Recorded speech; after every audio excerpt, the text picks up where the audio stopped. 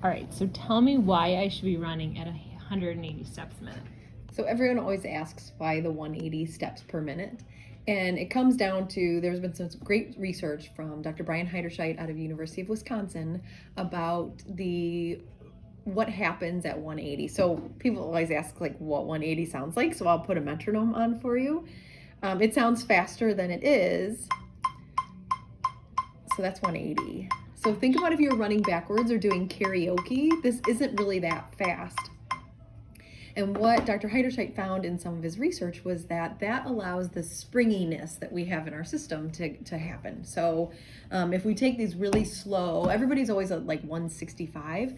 What ends up happening is you're on the ground longer, and so that causes more impact, whereas 180 you're moving quicker and you can maximize on what's called muscle tendon elasticity, and that's this springiness that is just, it's a free energy source that our body creates at this junction between the muscles and the tendons. It's there no matter what you do, it's there. Like when you're jump roping, you don't jump rope really slow. Most people will jump rope really quickly, and so it happens. If I were to ask you to stand up and run in place right now, you'd go to 180. And so this natural energy source is there, and our body will pick up on it.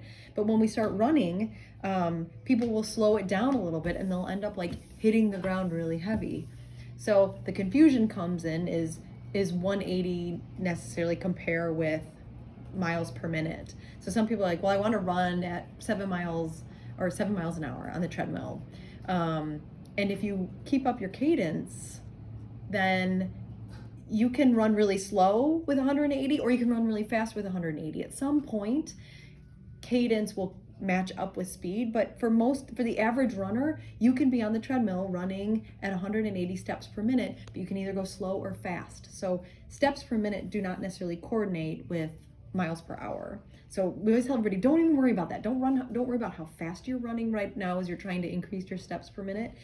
Work on just what it feels like to get your feet on and off the ground that quickly. So thinking about moving your feet to this beat is the best way to start getting your cadence up, but then understanding that the why behind it is to help prevent injuries and help maximize on this free energy source that's there.